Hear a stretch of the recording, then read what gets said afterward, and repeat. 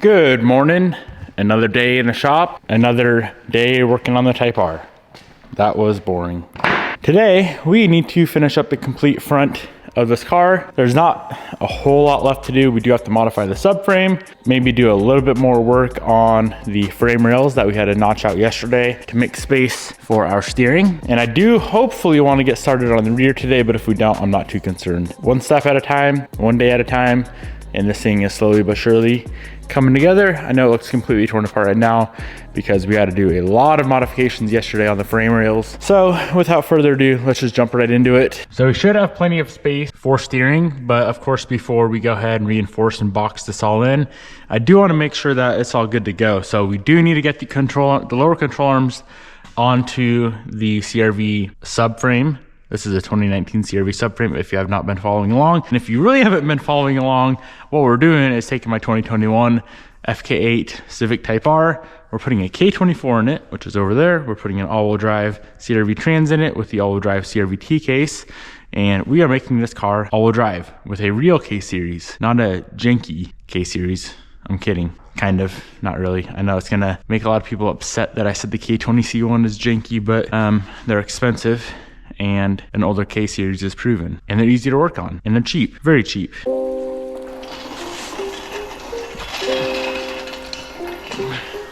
So let's pop out the subframe and rack again. I swear this thing has been out 100 times. And then we need to get the control arms mounted on the subframe, which is gonna require just a touch of modification. Not too much though.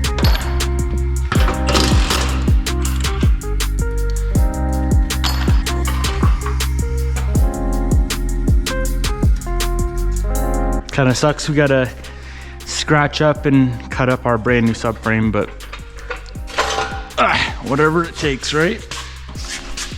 We have what's called the compliance bushing on the lower control arm. So this one here is the left-hand side. And it looks like we're gonna have to either modify the compliance bushing a tiny bit or modify the subframe a tiny bit. So let's go ahead and take a look. So this is supposed to line up with that hole, and it quite doesn't sit on there enough.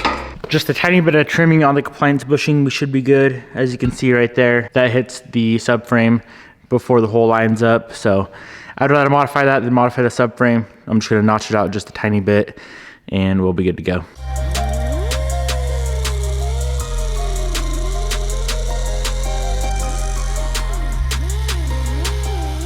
All right, we got her all trimmed up. Now she should be good. Didn't have to take too much material off, which of course is the goal. Okay, looks like that should be good.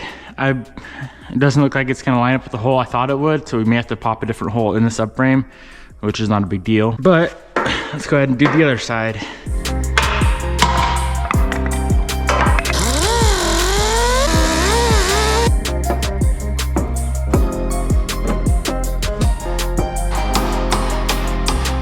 So of course I want everything in the natural position as to where it came on the Type R. I know this point right here is exact on both subframes. And then on the body of the car, we left the mount for that compliance bushing as well.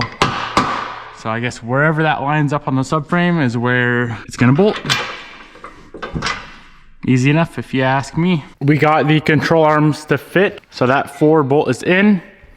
As you can see, that hole lines up. We do need to blast a hole in the subframe to bolt the inner, but as you can see here, we do have a gap. It is hitting right here on the front of the frame, so there's a little tab we don't need. I'm gonna trim that off. We do need to slice the front of the subframe off because it's way too long, and then just a tiny bit on the rear either needs to be bent or sliced off as well. We need to get the subframe fitting exactly how it needs to sit in the car, and then we can go ahead and drill the hole in the subframe for the compliance bushing.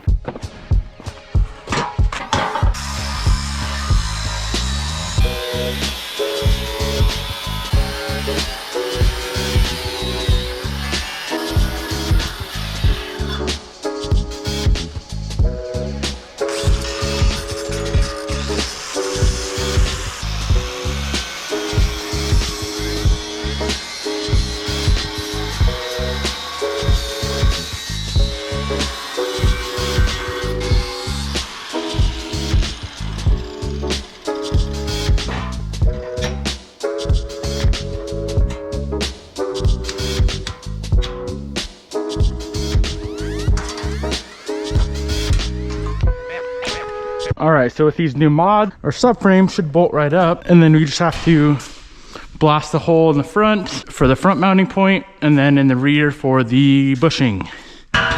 She's all modified though, nice clean cuts. I'll put a little plate over that when we're all said and done.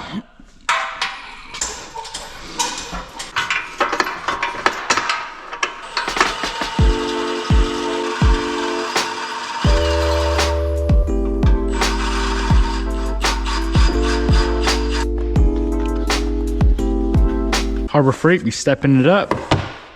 Gosh damn. All right, so we need a big old drill bit. That'll work. For the front of the subframe, I have these little spacers. They go where the bolt goes through, and I don't have them for the rear.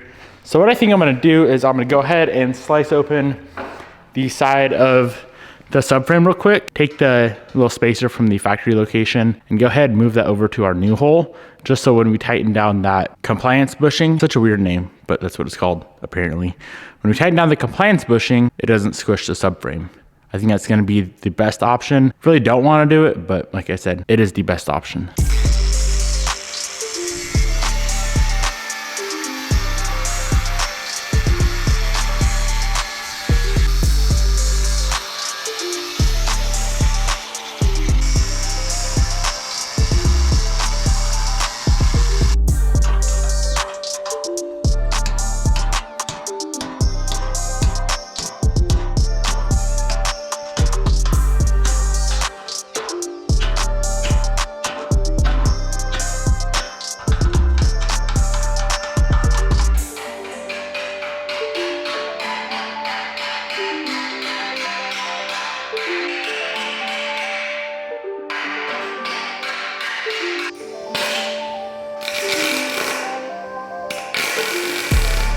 Front is all finished up. We just need to cap it off, which we can do later on. I'm gonna have Austin blast out some plates on his plasma table. Now we need to go ahead and do that same thing on the rear for the lower control arms.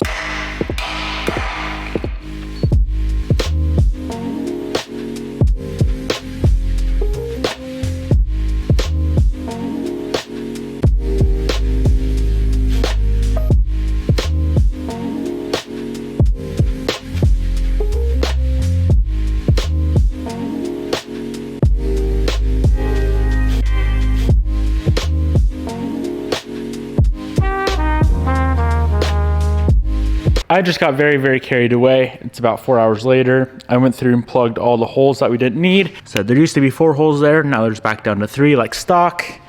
No more random hole. You can see it's plugged from the inside. So no more holes up front. The last thing that we need to do with the subframe is cap the front and cap the back, and then it'll be back to pretty much like an OEM looking subframe, obviously modified to fit our needs. Let's go ahead and knock out one last test fit in the car and make sure everything clears.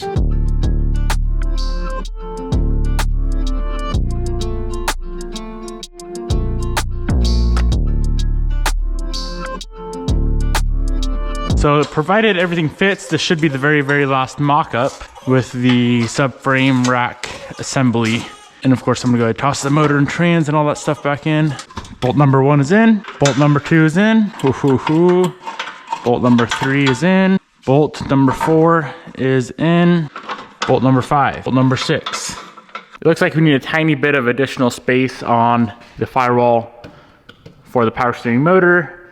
This up here is gonna be a little bit interesting and fun to rebuild. Not really sure how I'm gonna go about that yet, but we will figure that out later. Minor details. Now the next part is lower control arms.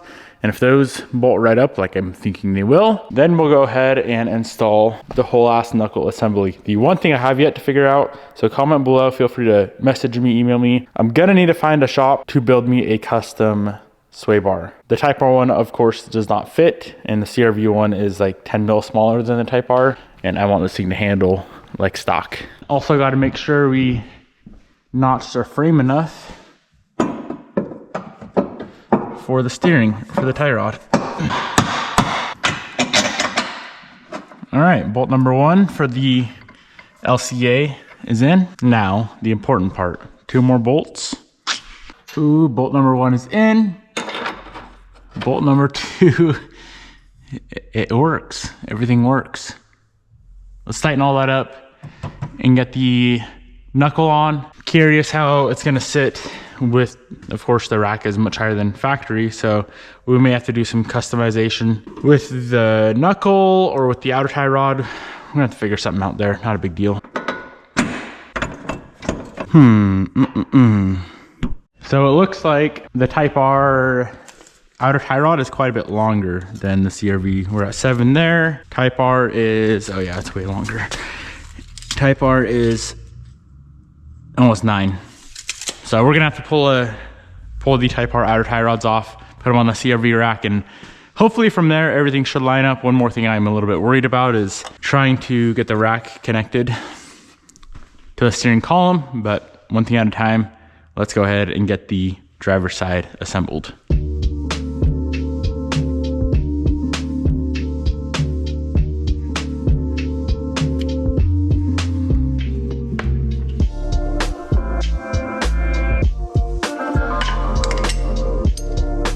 Ooh, I was worried about the threads not fitting, but they do fit. All right, one step closer. I'm hoping the inner tie rods are the same length. We'll know here in a sec.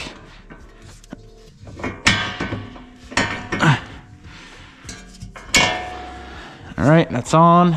Put that guy straight. Of course, there's so much adjustability with the alignment, so I'm not too concerned. Oh yeah, we are good. One step closer.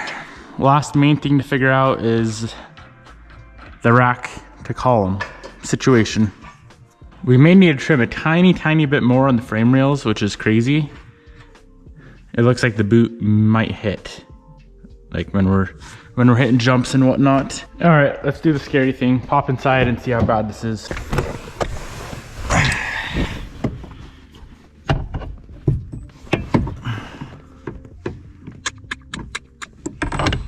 Definitely some mods are gonna have to be done, my friends. But, oh yeah, it's pretty much touching the firewall. I don't think it's gonna be that big of a deal though. I really just need to get that cup off. I should have just removed it. I should have removed the cup from the start, and what I mean by the cup is I mean where the rack comes through the firewall instead of just cutting it out. I should have just completely removed it, and then I could have relocated it, and we would be in a much better position. But it's too late, and you can't buy them separately. You have to buy the whole firewall. So that connects there. It's kind of an interesting angle, but I don't know why that wouldn't work.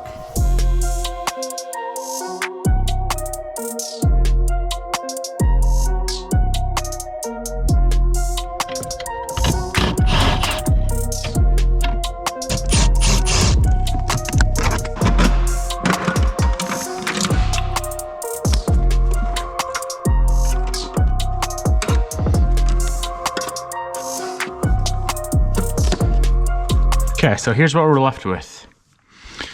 I need to get this whole cup off of here. Like I said, I should have done it from the start, but I failed.